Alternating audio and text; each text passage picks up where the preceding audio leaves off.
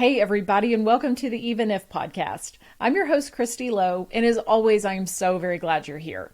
If you've been following along this summer, I've been sharing stories of my past, some funny, some life lessons, some memories that still seem like yesterday in my mind, and today's episode is sure to give you something to laugh about. But before we begin, two things. First of all, of course, if you haven't subscribed to the newsletter, we always say subscribe to the newsletter, and you can find that over on evenifpodcast.com. Just come sign up for it. It's painless, and I promise not to spam you. The second thing is this. If you are watching this on YouTube, you can probably see my beautiful new office that my sweet husband has been helping me put together furniture and help me pull together this space. And so I've been working on getting a new office, and oh my gosh, y'all, I have a dedicated podcasting space now, and I cannot tell you how great it feels. I've been doing this on my dining room table since October. So to have this space is just such a blessing. And the reason why I say if you can see it is because we're starting a YouTube channel where all of these podcasts will actually be on YouTube. So if you want to see my bright smiling mug, you can go over to a YouTube. It's the @EvenIfPodcast and subscribe to that channel where you can see the episodes each week. So that is where we are today. But if you can't, you're still listening to this on Spotify or Apple, whatever. It's the same. It's just another avenue for us to use to reach people. So anyways, all that being said, I'm just getting so technologically savvy, y'all. I mean, I might be a social media guru before it's all said and done. No, said nobody ever. Kristi Lowe is not social savvy. In fact, if I could do away with it, I probably would, but y'all know that it's just part of our life these days. So anyways, I'm ready to dive in because it's just a fun episode today, and I'm pretty sure y'all are going to get a good laugh. I want you to think about the last time you had an embarrassing moment. If you are anything like me, I could have filled up this entire summer series with just embarrassing moments. Like the time that I was student teaching and the buttons on the back of my dress had come undone and I was literally flashing the entire class. Oh yeah, that happened. Or my first car that didn't have reverse. So if I parked somewhere and got blocked in, I would have to get out, put my car in neutral and push it back so that I could get out. So yeah, like the time I went to Sonic and forgot this was early on in it. Yeah, at Sonic, I had to push my car back. It was great. And then I had a friend, his name was Ben. He thought he was hilarious. We went to Midland for a basketball game and I parked my car in the parking lot at our high school, but it was a weekend and my friend Ben had left for a speech trip. So instead of parking in a parking spot in our huge empty parking lot, the smart aleck parked in front of my car so that I couldn't get out and I had to push it back whenever I got back at 1 a.m. Yeah, it was great. I still remember that, Ben. I still remember it. Anyways, I'm just kidding. I think it's just, we have these times in our life that embarrass us, right? And when I was thinking of what are some of the most embarrassing things that I had done, there were those two things. And then the third one was, oh, y'all. Yeah. It was the summer before my sophomore year in college. I had stopped to get gas before heading back to my sorority house for Rush Week. We called it Rush Week back then. I think you young things call it recruitment now or whatever. But anyways, we called it Rush Week. So if I call it Rush Week, just know that I'm old and that's what we called it. So anyways, I was in a hurry because I was running late as usual, but I had to stop and get gas because I was down to I was on fumes. And back then we still wrote checks for things. And so I had to write a check for my gasoline. And so I ran inside to pay it. I jumped back in my car, took off toward the sorority house.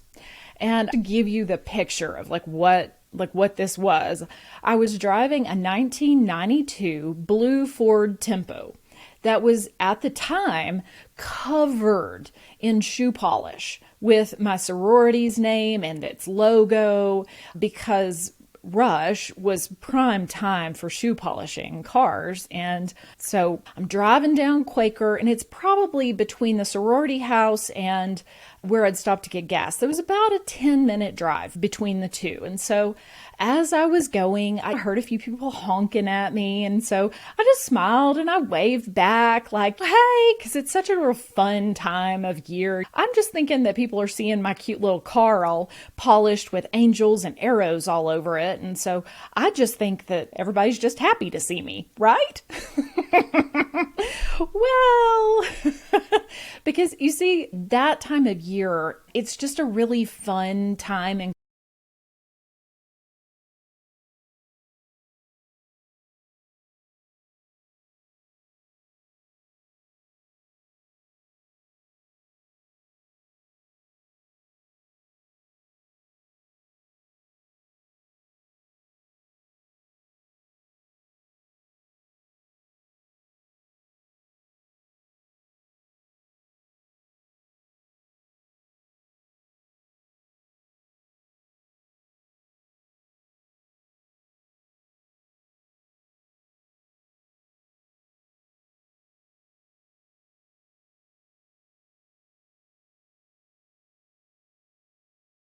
college, because everyone has come back into Lubbock from summer travels or internships, or if they had lived at home over the summer. And if you were in a sorority or a fraternity, we were all recruiting all at the same time. And we all had like a work week before it started and then the week of rush. So it's like 2 weeks of just ton of fun because there's hundreds of us just kind of that have influxed that one area of town. And so it's just a fun atmosphere. And so where my sorority house was, it was around a place called Greek Circle. And Greek Circle had a couple of dozen fraternity and sorority houses just all together. So we called it Greek Circle. So I'm sitting at 19th and Quaker. And I mean, there are Greek people all around me. You can tell everybody's heading back to their respective houses. And so I'm sitting at that stoplight and some guy starts honking at me again, and he's out my window to my right of me. And so I look out and, he's honking and waving, and I'm just like, hey, honking and waving back, thinking he's just being friendly. But there's another guy in his truck, and he is like adamantly like flailing his arms around, and he's trying to explain, like he's like pointing at the back of my car. And I'm like, what in the world is wrong with you, dude?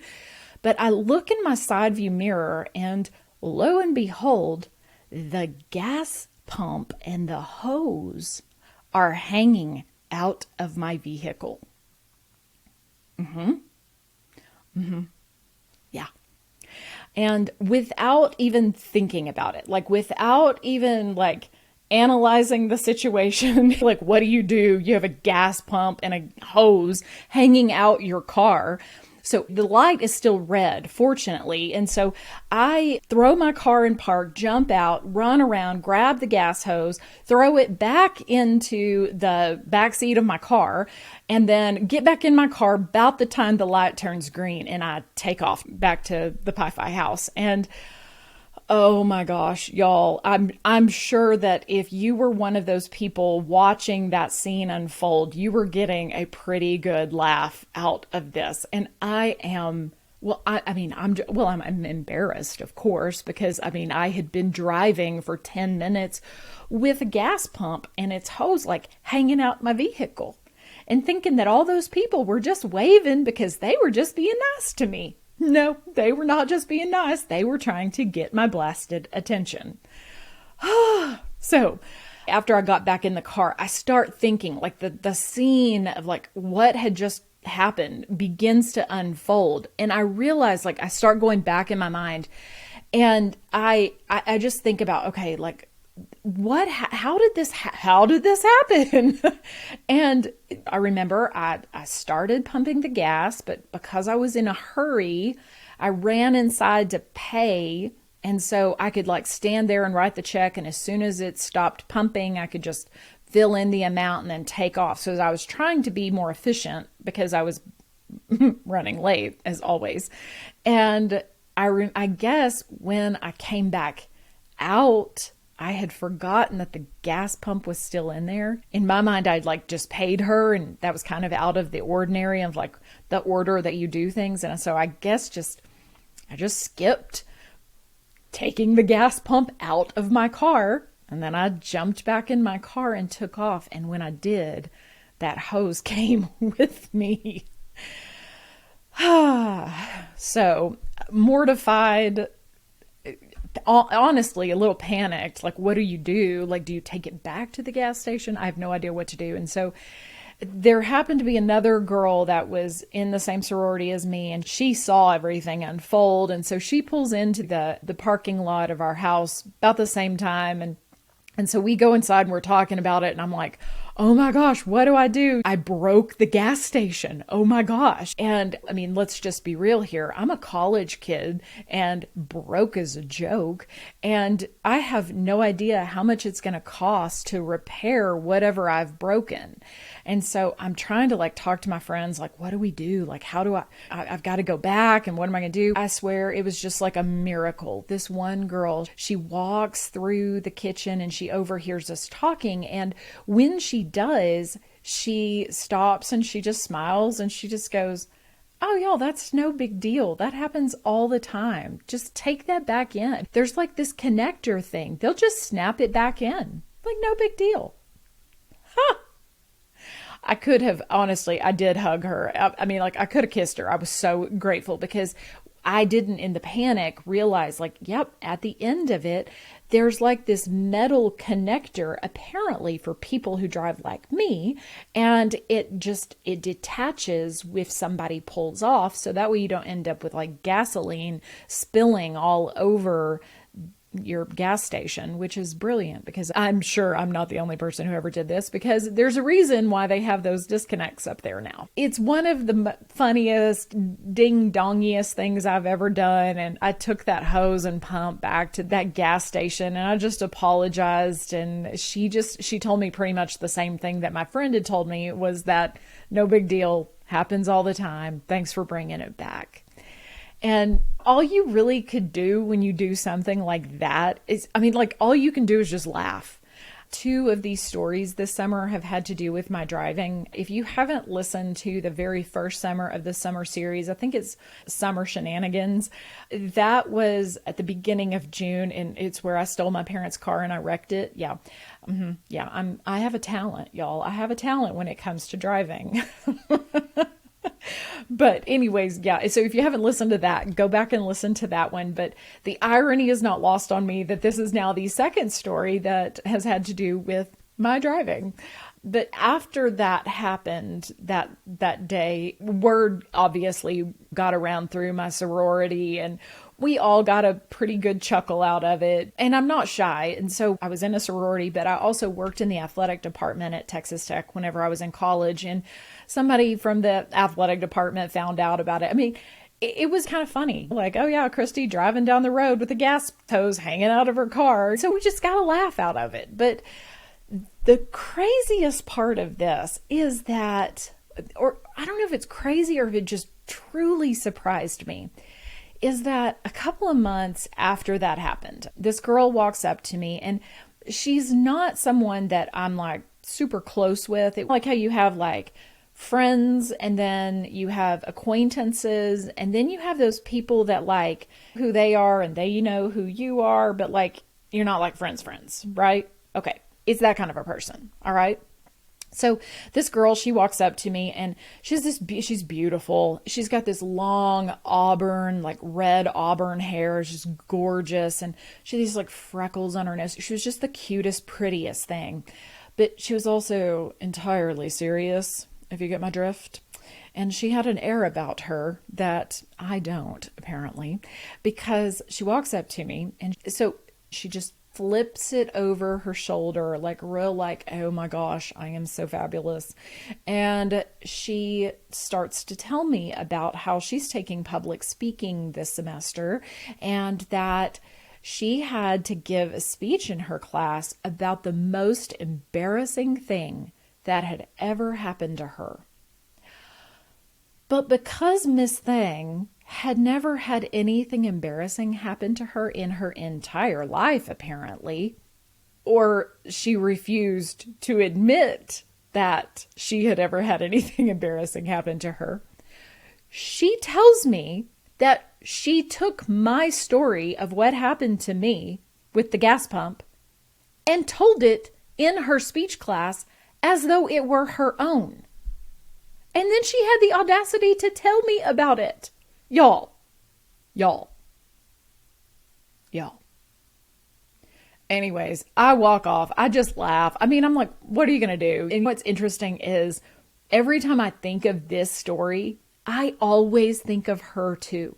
Every time I think of this story, because I mean, she had never had anything embarrassing happen to her, or she couldn't tell, or I don't know. Like I've always been so dumbfounded that somebody else needed to use my embarrassing story for their own, because I have so many embarrassing stories that I can't count them all on one hand. I can't count them on two hands and 2 feet because they happen to me so often.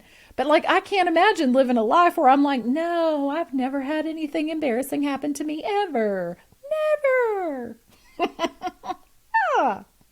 And I think when I think of her, there are 2 things I think of. The first is I hope that something entirely embarrassing has happened to her that she cannot deny. And B, I hope that she's lived enough life now to know that you can just laugh when things happen to you.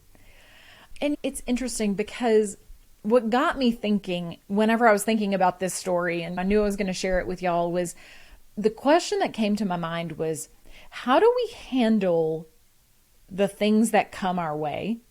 Do we hide them? Do we laugh about them? Do we pretend they never happened? Do we like look around and dust ourselves off and just go, oh my gosh, nobody saw that, right? I bet nobody saw that. I mean, like, or do we just laugh at ourselves? Do we find the funny in it? I heard somebody say one time, and I think they said it when I was mad about something, but they said, if it's going to be funny in 5 years, why can't it be funny now? And I kind of think that's true, because my natural proclivity is to laugh at myself. And I often laugh at myself before you can, usually as a diversion or a way to avoid awkwardness, because I'm always trying to avoid awkwardness because I am so awkward. And you armchair therapists can psychoanalyze that all you want. But what about you? What about you when something happens to you? Are you able to laugh at yourself? Because I think that being able to laugh at yourself is a posture of humility. It's about not taking yourself so seriously that you can't just get a chuckle about the dumb stuff you do or say. And so before we close out today, I'm giving you a triple dog dare. And you guys know you cannot turn down a triple dog dare. So here's your triple dog dare. The next time you do something embarrassing and your temptation is to pretend that it didn't embarrass you, or you just like are going to keep your composure, you're going to act like it was like, I'm cool, man. I'm super cool. Like when you do that, I triple dog dare you to laugh about it. Why? We have to practice being vulnerable. We have to practice laying down our egos and our pride. But when you do that, that's where you find joy in your life. If you're missing joy in your life, or if there is a lack of joy in your life, I'm a bet that you need to laugh about something that you have done or said. Whether it's you trip on one of those big air bubbles. Like I trip over air bubbles all the time. Do y'all do that? Do y'all trip over air bubbles? Or like you walk around and you're at like a fancy pants dinner and you got your zipper halfway down, like half of the night, until somebody leans over to you and says, psst, your zipper's half down. Embarrassing. It's life, y'all. Just laugh. Just laugh. We have got too much in this world that we have to take seriously. There are so many things in this world that do merit us actually being worried, that do merit our concern and our attention. But our zipper being half down or tripping in the middle of Walmart, nah, that's the stuff you can laugh at. That's about it for us today. That's it, and that's all. Just Learn how to laugh. Your life is going to go a lot smoother if you can learn how to laugh at yourself a little bit. So that's your challenge this week. Laugh at yourself. Tell me if you want to tell me what you've done that you just needed to let go and just let it be funny. I bet you anything you will feel better if you'll just laugh about it. Thanks for being here today, guys. And good Lord willing, I'll see you next week.